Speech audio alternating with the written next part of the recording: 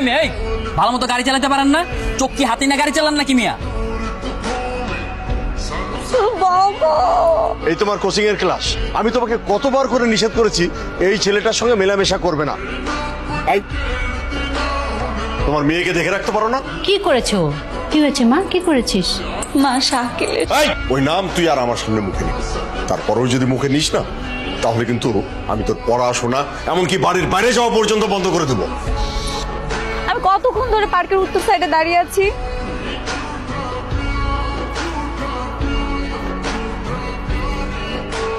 Sorry, আমি আসলে তোমাকে খুঁজে পাচ্ছিলাম না। সমস্যা নেই।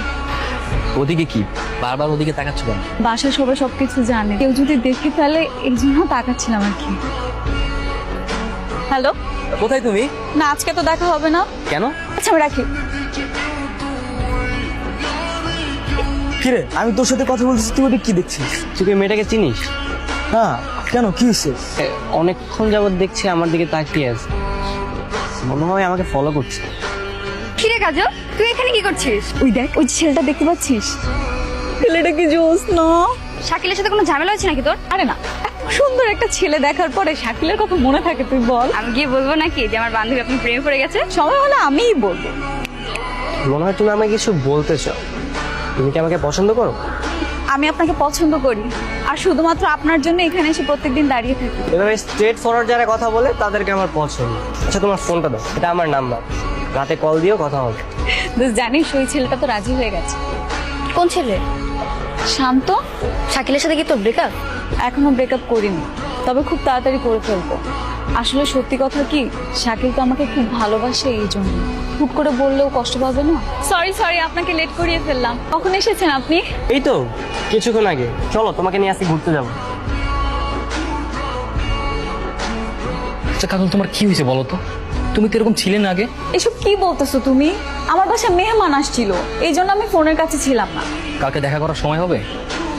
দেখি যদি সুযোগ পাই তাহলে চেষ্টা করি। আমার একটা ফোন এসেছে, একটা মিনিট। হ্যাঁ হ্যাঁ, কোথায় তুমি? এখনো যে আসছো না? তুমি কি চলে এসেছো? হ্যাঁ, আমি তো চলে এসেছি। তুমি দাঁড়াও, আমি এখনই আসছি। শোনো, আমার না লেট হয়ে যাচ্ছে, আমাকে এখনই যেতে হবে। কে কল দিছিল? বাসা থেকে কল দিয়েছিল। আরে শাকিল ভাইয়া, এই মামা দাঁড়ান। আচ্ছা কাজলের কি হয়েছে বলো তো?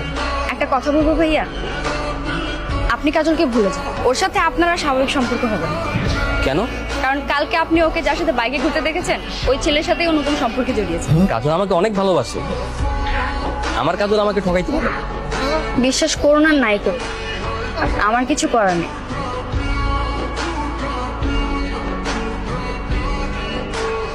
তোমার বাবা মা কি তোমাকে ভালো কোনো শিক্ষা দেয়নি? তুমি নির্লজ্জের মতো আমার মেয়ের পিছনে পড়ে আছো। আর যাবো না। গতকাল আমার মেয়েকে নিয়ে সারাদিন কোথায় গিয়েছি? আমি? তুমি নয়তো কে? আমার মেয়ে কি আর কারোর সঙ্গে কথা বলে? সেটা তাকে জিজ্ঞেস করেন না। তার ব্যক্তিগত জীবন সম্পর্কে আমি কিভাবে জানবো? কাজল গতকাল কোথায় গিয়েছিল, কার সাথে গিয়েছিল, সেটা তাকেই জিজ্ঞেস করেন। তাকে আমি জিজ্ঞেস করেছি, ও বলেছে সকাল থেকে লেট নাইট পর্যন্ত নাকি তোমার সঙ্গেই ছিল। শাকিল, তোমাকে একটা কথা বলি, হুটহাট করে আমাকে এভাবে ডাকবে না।